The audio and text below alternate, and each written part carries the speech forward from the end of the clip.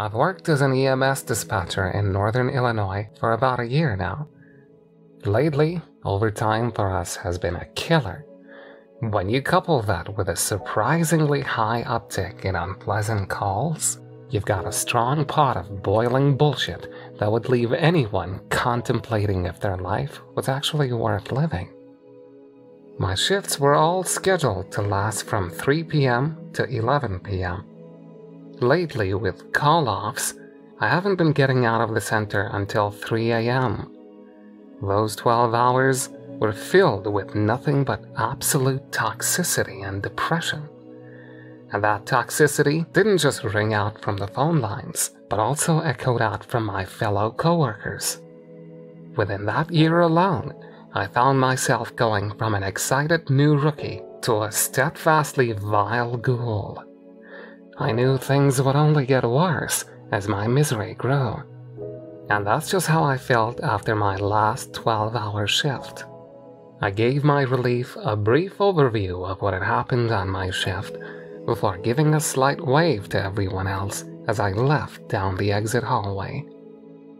The second I reached the heavy exit door and forced it open, I felt that familiar blast of freezing cold air hit me. The bitterness of the change always woke me up from the gloomy lullaby that is my job. I braced myself for the cold walk and stepped out into the frigid night air. I had 3 more days left on my shift before I'd be able to enjoy my weekend. I just had to push forward just a little more. I did my best to avoid stepping onto the slippery, frosted-over sheets of rainwater that had scattered themselves along the sidewalk outside. I wasn't about to make another person on my crew suffer through another emergency call. While carefully watching my feet, I caught something out of the corner of my eye. It was near the dimly lit street next to me. I took a gamble and glanced up and didn't see anything at first. But something felt off to me. An extra bite to the wind kept telling me to keep searching until I saw whatever grabbed my attention. So I kept looking. That's when I saw the iced-over bushes start moving. I stopped walking and squinted over to them. What I saw was a small black shadow limping its way out from underneath the brush. It was no bigger than a small critter, but for some reason I was drawn to it. It felt like I was entranced to acknowledge its presence, so I did. The critter slowly staggered across the road just in front of me. The second it stepped into the streetlight, I knew exactly what it was. It was a small black cat hobbling forward. I felt for the little feline. It was just a short-haired Bombay cat.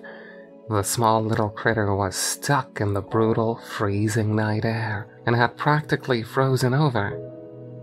I watched her briefly until I noticed another light illuminate its small body, silhouetting its figure in my sights. A car was coming straight towards it. I don't know what snapped into my head, but I didn't want to see the injured cat get hit right in front of me. So instinctively, I skipped forward on the toes of my feet towards the cat in the road. The driver of the car clearly wasn't looking. Their speed didn't slow for even a fraction of a second. The cat itself looked towards the headlights and froze in place. She was either petrified or just desired to escape from her unfortunate life. As soon as I was within distance to grab the black critter, my shoes hit an ice patch. I felt my feet leave the pavement underneath me as I tumbled forward. I could hear the sounds of tires kicking up gravel and barreling towards me. Those lights were blinding and only got brighter with each passing second. Well, this is it, I remember thinking as I landed violently on my kneecaps. I tried standing again, but couldn't get any traction. There was only one last thing I could do, which was grab the cat and toss it out of the way of the car. I grabbed the little thing by its scruff and tossed it out towards the sidewalk. She made a soft little meow underneath my grip, but it was the only thing I could think of doing. For me, on the other hand, well, I still couldn't find my footing. I just placed my hands on the back of my head and curled up. I felt my throat tighten until I couldn't breathe. The noise of the engine reached a point that it was blaring inside of my left ear. I felt like I could feel the heat radiating off of it. But then the light disappeared. I still heard the grinding of tires on the pavement, but this time it was traveling further away from me. I opened my eyes in a cold sweat to see the red glowing taillights of the vehicle speeding off in the distance. Somehow I didn't get hit. Somehow that driver must have made the quickest turn that anyone's ever seen. Somehow I was still alive. I felt a sandpapery sensation caress my gloveless hand as I stared out towards the slowly disappearing taillights. I looked down to see the small black cat licking the back of my hand. I don't know if it was the adrenaline or the near-death experience, but I teared up just from that small little acknowledgement from my new feline friend. "Hey girl," I said. My voice was just barely audible over the whistling wind that had continued to engulf us. I let my palm gently travel down the fur of my little companion. Its wiry fur bristled with clumps of ice. "What do you say I take you home tonight so you can get warm? We can see about a shelter tomorrow." The cat looked up into my eyes with a dazzling set of icy blue irises, illuminated only by the streetlight above us. She slowly blinked at me, and I smiled in return. Once I got home, I made a little nest for her using some of my decorative blankets. I wasn't exactly adept at having a pet. I'd never had one before, so I was just doing what I thought I should. "Sorry, girl, I need to get some sleep tonight. I can see what to do with you tomorrow. I hope you're at least not freezing anymore." I smiled down at the feline, who had wrapped herself around my feet. I leaned down to pet her one last time before walking over to my bed. I had to at least try to get in some shut-eye before the sun rose. Within moments of laying down, I felt a small weight jump upon my bed. My body relaxed and I slipped away with a smile on my face. A few hours later, and I heard my front door slam shut. I jolted awake. The sun poured into my bedroom window like a warm color. I looked around my room and didn't see anyone. I swung my legs off of the bed and slowly crept towards the bedroom door. With a quick peek, I couldn't see anything. With a bit more courage, I searched around the rest of my home and didn't find a single other soul. I suddenly realized that my little companion from the night before was also missing. I took a second look around my home. I clicked my tongue and called out for her, but nothing came up. Well, until I looked closer at my bed. Right where the little feline was sleeping was a golden twinkle. I looked closer to the strange flake of gold. It was an admissions ticket to what looked like a circus. The brim of the golden ticket was lined with swirling black ink that made fantastical shapes at its borders. I picked it up in the palm of my hand and examined it closer. The writing on the ticket read, "1 VIP ticket, Cirque de la Sorcière. Enjoy horror, magic, and terror. Not for the faint of heart. The show starts at 8 p.m. Don't be late." I flipped it over to see an address and date typed out. It was just 4 days away and a 40-minute drive from my home. I really didn't know what to make of it. Over the course of the next 3 days, my mind kept slipping back to that golden ticket. I looked up the Cirque de la Sorcière online and didn't find anything that stuck out to me. By the time my days off finally arrived, my curiosity was at a boiling point. I needed to see whatever this thing was. Clearly, it was some sort of horror-themed amusement attraction, and horror had always been my favorite genre. At the very worst, I could just do a drive-by and see if it seemed sketchy or not. Maybe even pop inside for a little bit and leave if it wasn't for me. Sure enough, at 7 p.m. that night, I had found myself turning on the ignition of my car and ready to go. 40 minutes later, and I was driving down a dirt road off of the main highway. The trees on either side of me lay stripped and bare from the changing of the seasons. Their branches had cast down eerie, shadowy illusions of deathly thin fingers on the road in front of me. I was beginning to think I should turn back. There was something in my gut telling me to leave this whole thing behind me and move on with my life. Just as I felt my foot slowly reach over for the brakes, I saw a massive red glow coming up from just down the road. That must be it, I thought to myself. My foot returned to the gas pedal. I just wanted to take a look after all. What's the harm in that? The image I had in my mind of some small little hick carnival was quickly shattered the closer I got to the vividly crimson glowing lights that lay before me.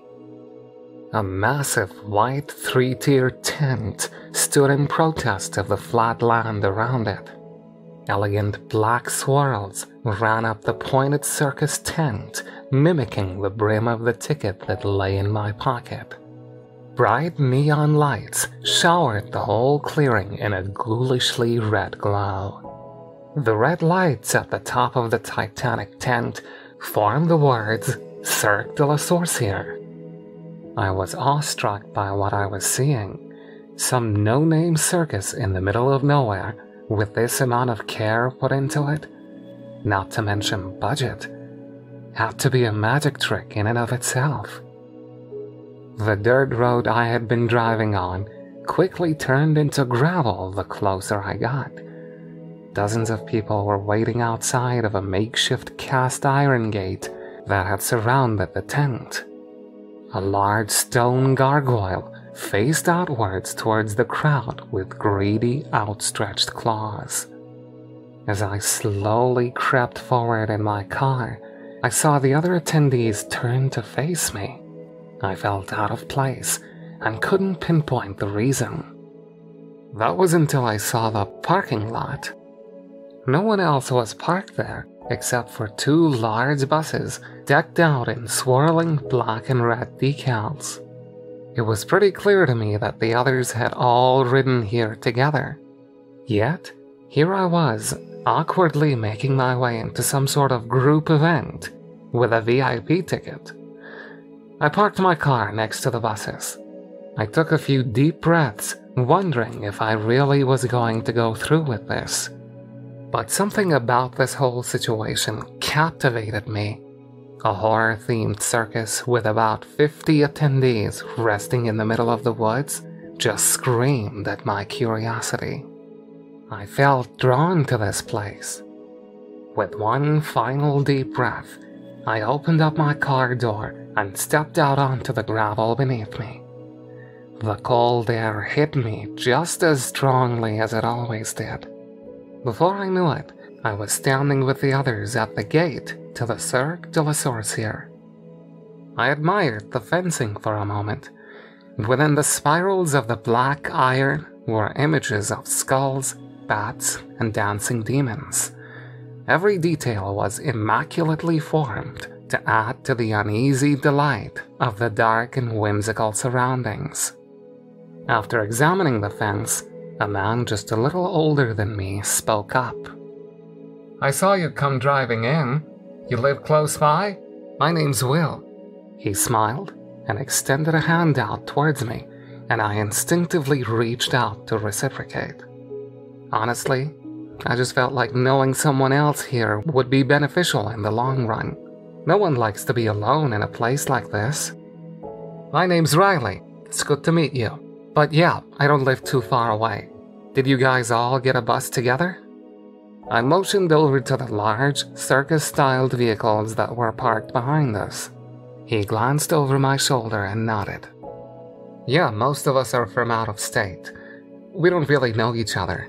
They picked us up at the airport to make it easy for everyone. It was a bit of a long drive out here, but I think we're all pretty excited to see this thing.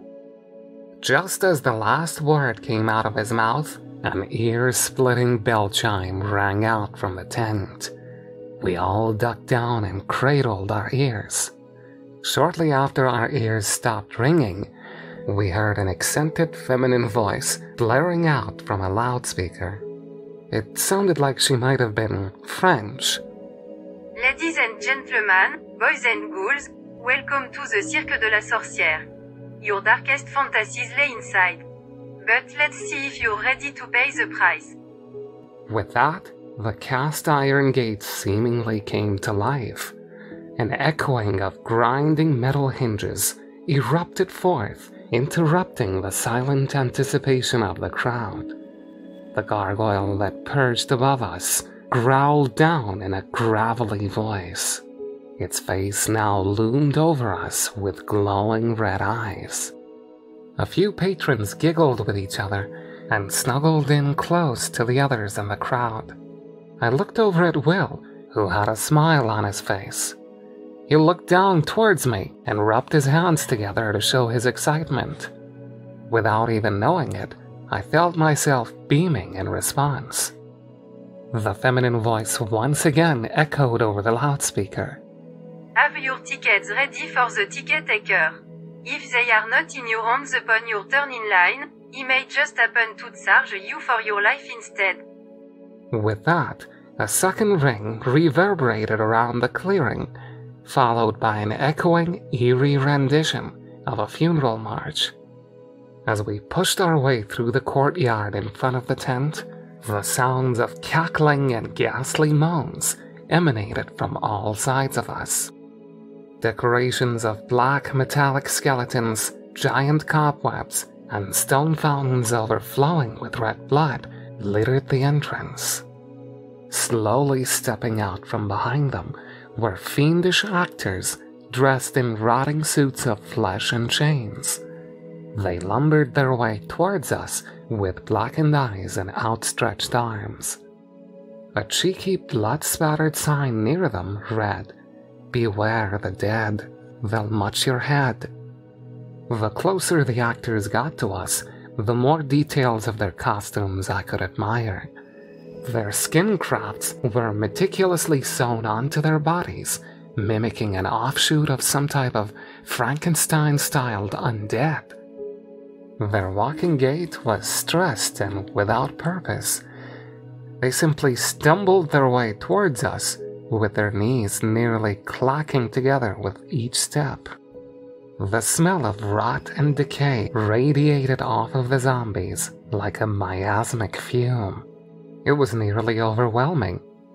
The crowd of guests gasped and laughed at the actors as we were funneled in towards the now open entrance flap. The ghouls were nearly in reach of us when they were all lurched backwards. The sounds of chains loudly clanking together came from behind them. The metal bonds they were wrapped in grew taut as they were pulled away from the attendees. Stepping out from behind a large fountain came a figure wearing a black robe and face covering. With both of their hands they held on to multiple chains, keeping the freakish beasts away from us. There was something about the silent, robed figure that left me more uneasy than the zombie-like men they were keeping at bay. With those figures now at our backs, we marched forward in a single line. As the procession proceeded forward, I eventually saw the man that they called the ticket taker. He wore a tattered, witch doctor-like outfit, complete with bones and shrunken heads that dangled off of his belt. His face was painted like a skull, and his bare chest was exposed underneath a tweed vest showing deep scars along with fresh, bloody lacerations. He jeered at each attending patron as he punched a hole through each of their tickets. "Hurry, hurry, have your ticket ready, or I'll take your pretty, pretty little head," he snickered to himself. the man showed off his pearly white teeth underneath his bone-white face paint. His teeth were glowing unnaturally vividly in the dark crimson lights of the tent. I was behind Will, the only person I could even name in this strange place. Once he got inside, I was next in line. I had my golden ticket in hand. As soon as the ticket taker looked down at my entrance stub, his eyes grew wide and his grin twisted further, his face nearly splitting in two. "Well, looky, looky, we have a VIP. Oh, how that gives me such whimsical glee. Don't take another step with the other fleas. We'll take you to a wondrous place in this marquee." He snapped his fingers and looked over my shoulder. Emerging out of the dimly lit shadows behind me arose a massive figure dressed in the same black robes as the chain holder outside. Once again, their face obscured. The witch doctor cupped his hand around his mouth and mouthed the word VIP to the large man. He immediately followed that with a grimace and a mock hanging, using his hands as rope. In response, the mammoth of a man grabbed me by my shoulders and guided me up a tunnel in the tent that no one else had traveled down.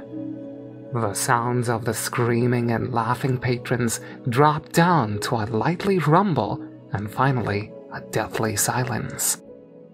The only noise coming from my own shallow breaths and the footsteps under us. Even the light faded away into darkness, so the only sign of direction I had was the large hands pushing up against my back. After a brisk walk, the man stopped me in place and used his firm grip on my shoulders to keep me put.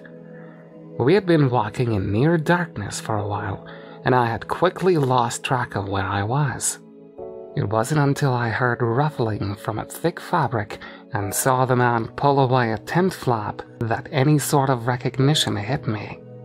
Just ahead of me was the interior of the big top, the main tent of the circus. I could hear the others filtering in from the other entrance. The distant sounds of chainsaws revving were quickly followed by screeching and hoots of laughter. The hulking figure watched me while I was frozen in place. He tilted his head as if confused as to why I was hesitant.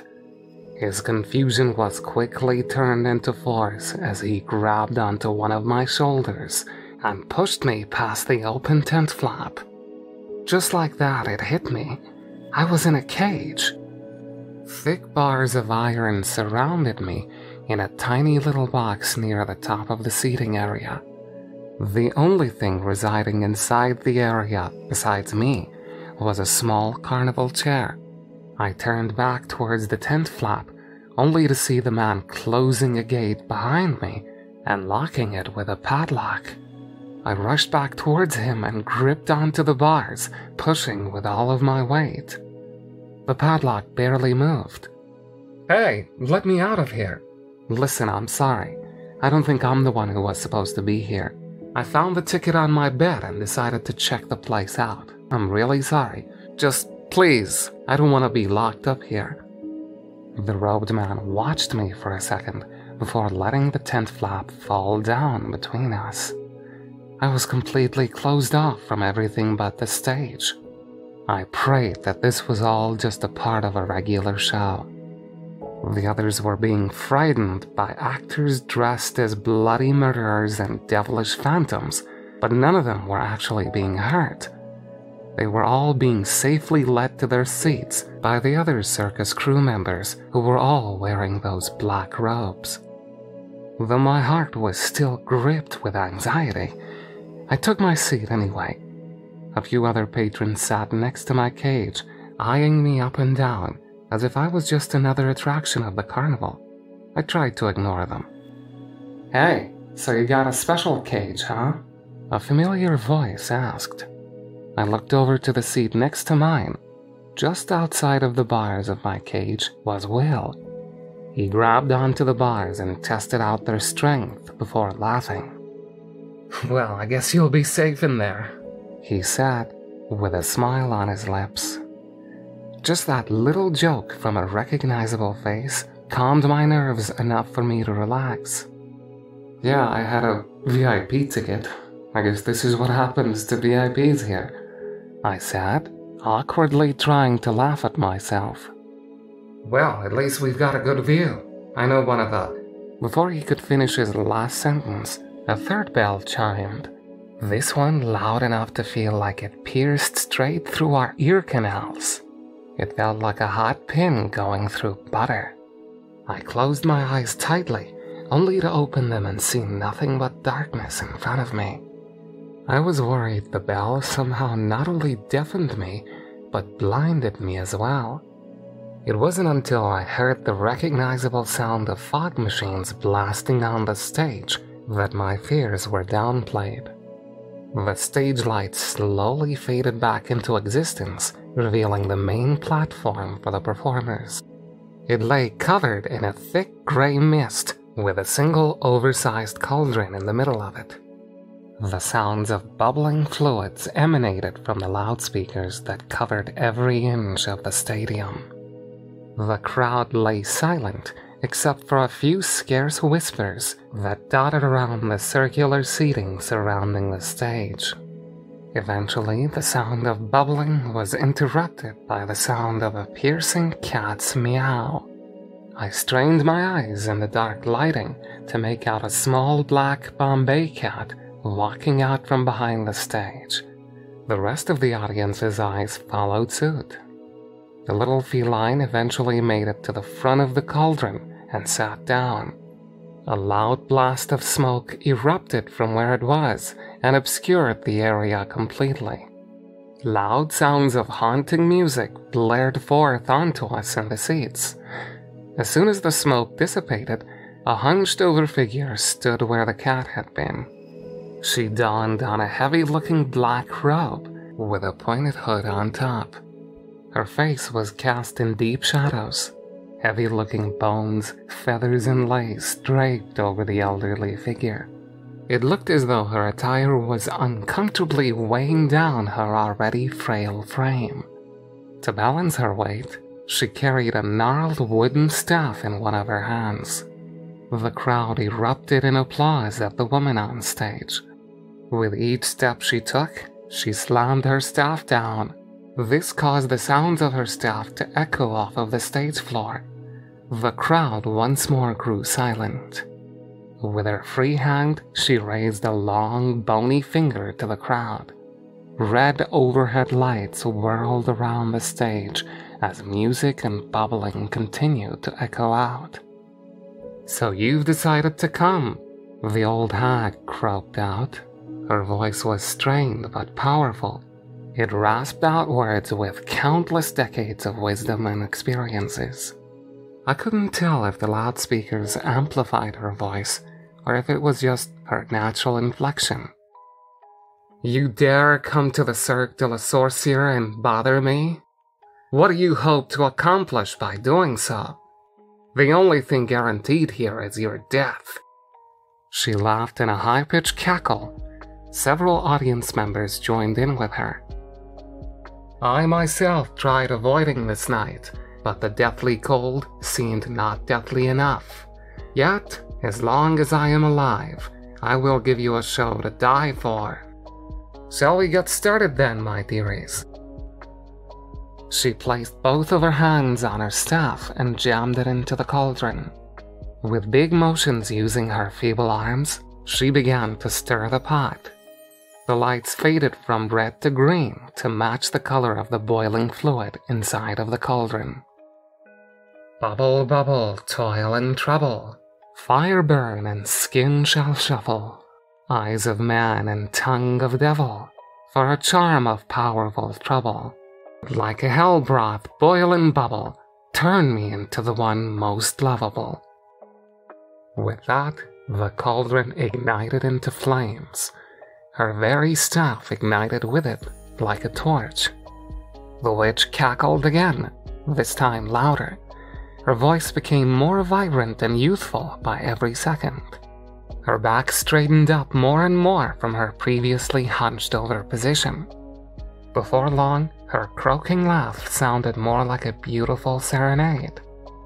With one quick thrust, she tossed off her heavy robes and revealed an enchanting beauty underneath. With skin like ivory and hair as black as night, she gestured towards the crowd that once again exploded in applause and whistles. She grinned as she twirled around on stage, wearing nothing more than a revealing black studded leather corset and tattered leggings. Eventually she stopped dancing and looked directly up to me in my cage. Her icy blue eyes pierced deeply into mine with a recognition I couldn't understand. Then she winked at me before somersaulting backwards. Several other performers hopped onto the stage with Olympic-level bodies. Had it not been for their clammy skin, deadened eyes, and unsteady gait, they could have been expertly chiseled from marble. The woman in the black corset clapped her hands, and the show truly began. Loud bass-filled music surrounded the stage as various acrobats flung about, gripping onto poles and twirling with expertly honed talent. Their muscles rippled with every movement. The only mockery of a true acrobat that they exhibited was their unsteady landings. Their bodies lurched forward with a supernatural bounce that could only be granted to the dead. Show after show followed a similar, unimaginable spectacle. Sword swallowers with open stomachs engulfed their blades for all to see. Fire breathers inhaled inwards to erupt their very eyes ablaze. And magicians made entire limbs of performers disappear during mid-acrobatic stunts, only to have them land safely back on their feet, their limbs completely reattached. Amazing sights and talents swept across the stage, showing only what the peak of the human body and mind can accomplish. The crowd was mesmerized, and so was I. All the thoughts I had of this being some rinky-dink back-alley show faded the instant I saw what was on that stage. Those performers were world-class entertainers and maintained their characters the whole way through. Some even lunged into the crowd to snarl at the guests' horrified faces. Even the ticket taker eventually arrived on the stage to perform his special act of total body manipulation.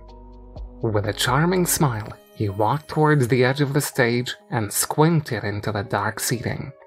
He placed his hand on his forehead as a makeshift visor to keep the red glow out of his eyes. "Hey, piggy man with the flannel in the back row, get up here. You left your tickets in your back pocket instead of having them on hand. And what did that nice lady on the speaker say?" He chuckled at himself and waved the man forward. A balding, overweight guest hobbled his way towards the stage with a grin on his face and the crowd cheering him on. Even the ticket taker himself clapped his hands in support of the patron's cooperation. Once the man was on the stage, trying desperately to catch his breath, the witch doctor pulled out a brown little baggie from his satchel. He poured some glittery dust into the palm of his hand before blowing it into the patron's face. The overweight man nearly instantly drew a blank expression. He slowly rocked back and forth absent-mindedly. The ticket taker waved his hands in front of the volunteer's face for some sort of reaction and received none. "You dum-dum, wasting all of our time out there." The witch doctor slapped the bald spot of the man's head. The noise echoed out and was quickly followed by a thunderous reaction from the crowd. Nearly everyone burst out laughing. "Now's the time for the real fun," the doctor said. "Mr. Jonathan, it turns out you've been a dog this whole time. Show us what a good dog you are." With that, the overweight man dropped down to all fours and left his tongue dangling out of his mouth. He gave a loud yip when the ticket taker scratched behind his ear. Oh, Mr. Jonathan, I was wrong. You're no dog. You're a dancer. Show us a good dance. The man hopped back up to his feet and began to waltz effortlessly by himself along the stage. The crowd was in uproarious applause. No, Mr. Jonathan. You're a contortionist. Show us your art. The man immediately stopped his dancing and reached over to both of his shoulder blades. Without a second of thought, the man wiped his arms behind his body. 2 loud pops echoed out from the stage. The audience gasped at what they had just seen. The man's arms dangled unnaturally down at his sides as he began flailing around. Blood quickly pooled at his dislocated shoulders, forming a deep purple bruise. Whispers quickly spread around, asking if the guest was an actual performer or not. This quickly answered itself when a woman sitting next to the man's open seat stood up and ran towards the stage. She cried out towards her husband. What the hell did you do to him? Stop this! She yelled.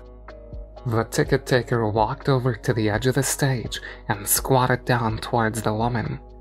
His smile faded and he extended a hand down to her. Come join us up here and you'll see how much your husband loves you.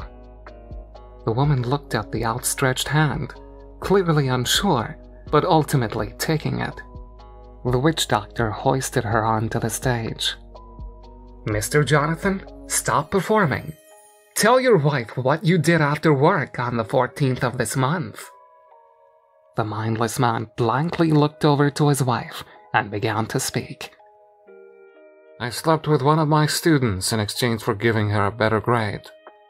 The crowd gasped, and the wife brought her hands up to her face in shock. Was this your first time, Mr. Jonathan? The witch doctor asked, while wrapping his hands around the woman's shoulders in mocking comfort. No, a few students every year. And do you plan on stopping, Mr. Jonathan? No. With that, the ticket taker whispered something into the woman's ear and pulled a blade from his vest. Your choice, my darling dear. Are you angry he did it, or are you angry he didn't wait for you? You're a wreck yourself, and you know that. The woman took the blade and gritted her teeth. She charged forward, screaming at her husband with a death-curdling screech. She drove the dagger deep into his chest. After the first thrust, the lights once again turned off. The sounds of sloshing and thrusting were the only things echoing off of the flaps of the tent. When the lights came back on, there was no one on the stage except for the ticket taker, who was clapping his hands loudly together and waved for the audience to join in. They did. His showmanship lured them all into believing it was all a part of the show. At that moment, I thought so too. I looked over to Will, who seemed uncomfortable, but I couldn't tell from what. He seemed to be lost in his own thoughts. Ladies and gentlemen, let's give it up for that wonderfully devilish act of heartbreak and revenge, the beautiful young witch called out as she appeared again on stage. She gently clapped her small hands together and sauntered to the center of the stage. Her small frame emanated with it an immense presence. The witch doctor turned to face her and bowed. She curtsied in return. With a quick grin and quicker twist, he hopped off of the stage. Our last event for the night is approaching, so I ask everyone to remain horrified. I need your blood full of that wonderful adrenaline for just a little bit longer. I've got one last deed to do, which, of course, is what every good witch does. Summon the beasts of hell. With that, several of the robed men entered into the big top, carrying a large circular pillar. Each step they took was heavy enough to shake the foundation of the circus. The woman patiently waited as they lurched the pillar upright on the stage to form a large black stone circle. here's the part you've all been waiting for. A glimpse into your eternity, and a helpful hand to get you there. In a most expedient manner, of course. That helpful hand is, of course, mine." The woman giggled, as did most of the guests. Her charm was dazzling, and she captivated both the men and the women inside of the tent. "First, I need my book. Let's see where I left it." She rested her finger on her chin for a moment. Eventually, she rolled her brilliant blue eyes over and slapped her forehead in her own personal disappointment. "Oh, dumb little me. It's been here the whole time." With a quick flourish of her hand, a book bound in darkened leather appeared between her fingers. Next up would be to find the right spell. Where could it be? She opened up her book to a random page, and a shriek from dozens of voices echoed out of its pages. She quickly slammed her book shut. "Nope, definitely not that one. Let's try again." A few guests laughed, while others were entranced by the performance. With another random jab, she opened up her book again. This time the pages lit on fire, covering her porcelain face in flickering shadows. Once more she slammed the book shut, smothering out the flames. "Oh, that one was close. It must be somewhere around there." With more care, she placed the book further away from her face and squinted down at the pages. As she flicked through the parchment, her face was cast in various, different, vibrant colors. Finally, her face lit up on its own with a genuine smile. "Here we go. How to summon beasts from the pits of hell to deal with nasty little earthly cretins who attended a circus in the woods, mysteriously after committing a heinous act of debauchery." The woman gasped as if out of breath. "Oh my dearie, I really do need to come up with better names for my spells. Oh well, this little witch is a bit too old to change her habits now." With another flick of her wrist, her staff reappeared in her free hand. The tip of it still lit a flame. "You know, the thing about spells is that they only really work if people believe in them. So may I please have my wonderful helpers disrobe?" The black-robed stewards that had been assisting in stage work all night all turned to face someone individually in the crowd. Clearly each one was drawn to a specific patron. With a determined pace, they walked right up to their guest. No one stood in front of my cage, yet I looked upon the crowd with equal levels of curiosity. With a slow movement, the attendants lowered their hoods and took off their masks.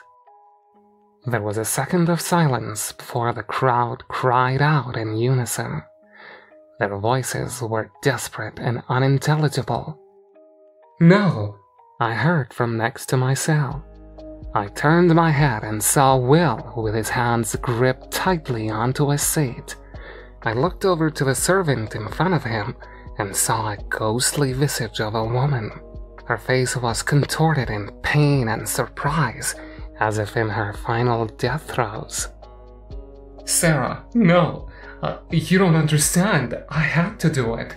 It was for our kids, and you knew. We needed that money. The insurance was the only way to get it." A frightened look plastered itself on Will's face. The look of torment that can only come from being caught red-handed doing something truly ungodly. The stewards all placed their hoods back up and turned back to face the stage. They ignored the pleas of everyone in the crowd. Several guests reached out and grabbed the figures in front of them, but none of the helpers paid them any attention. They merely stood by silently, watching the final show. The woman stood in front of the stone gate with her book in one hand and her staff in the other. She slowly slid down to her knees and began chanting, her body heaving with every word. The heat inside of the tent intensified. Dominus infra, domine exati oratione meam. With each breath she took came a chill through the air that cut and bit its way through the seats. Intendeat presses meas, alfero tibi animas meas. Several people within the crowd tried to stand up from their seats, yet the robed attendants held them down with a stony grip. Will merely cried into his hands, begging his Sarah to look at him. Rei mali sunt, mite pro animalibus, tuisadanam alium passendum. The swirl of hot and cold air swept through the tent like a tunnel, the crowd's hair twirling in the strong gusts. Disembodied voices carried their way into my ears, and I quickly covered them with my hands. And yet, no matter how hard I squeezed, I still heard everything. After a few minutes, the wind flow returned to normal. Silence filled the tent. I glanced up, not sure what to expect. The stone pillar remained on stage, untouched. No portal to be seen, no visage to watch. The other guests turned to look around in confusion themselves. But that's when the first robed figure turned back around. A scream sounded off from across the big top, quick, shrill, and snuffed out almost immediately. Then came another, and another.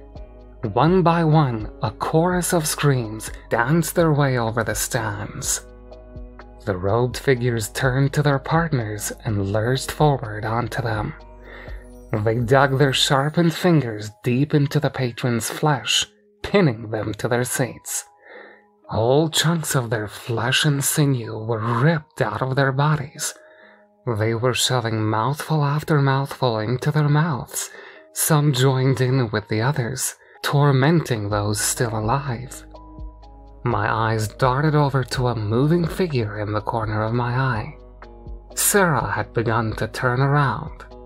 Will dug his back into his chair with a horrified expression on his face. Will could only repeat the word no over and over again. But this time, when Sarah removed her mask, it was no longer the face of a woman. Instead, a dark, snarling shadow had consumed the frail face of the girl from earlier. The only sight left to be seen was the glow of bleached white teeth emanating from the gaping hole in her mouth. She lunged on top of Will, digging her teeth deeply into his neck. Blood splattered its way across my body with each of his pulsating heartbeats. The shadowy figure chewed and swallowed chunk after chunk of her visceral meal. She grunted and moaned with each bite. With a loud bang, something to my other side slammed into my iron walls. I looked over to see a bloodied, black-robed shadow trying to force its way towards me. It reached its arms outwards towards my face and only missed me by inches. Before I could process what was happening, I heard another loud thud, then another. More and more arms shot their way through the iron bars of my small little sanctum. With their own main courses being finished, they desperately were searching for dessert. By the time I heard the last scream and gasp from the audience, all I could see in front of me was a sea of white, blood-speckled teeth and torn, fluttering cloth. It was like swimming in a darkened sea and seeing nothing but dozens of predators encircling you from every direction. I couldn't do anything but sit there. A single wrong move would have me grabbed and pulled towards the edge of the cage. Even if their heads couldn't reach me, their twisted, sharp fingers could. My vision started to fade as my heart rate started to peak. My head found itself dipping back and forth. I looked up at my last moment of consciousness to see a familiar set of dazzling blue eyes standing amongst the sea of shadows. "I'm glad you came to the show," a sweet voice called out before my mind simply faded away. Before I knew it, I woke up in a hospital. The nurses told me I was struck by a car after my shift. I had been unconscious for a few days, but healed miraculously well. I asked them if they saw anything unusual, a cat, a woman, anything that might have explained what I just went through. They told me no, everything had been completely and utterly normal. Within a few days, I was fully cleared and allowed to be discharged. I convinced myself that it was just a dream. That was easy. I simply tried to save a cat and got hit by a car. Everything after that was just a weird hallucination, I guess. What I saw couldn't possibly have actually happened. Besides, people in comas often have weird experiences, right? But when I put on my clothes to leave the hospital that final night, I felt something in my rear pocket. I reached my hand inside and felt a little piece of paper. I pulled it out and saw a golden ticket with a hole punched through it. A small note was scribbled on the back, and it simply read, "Thank you for the warm night."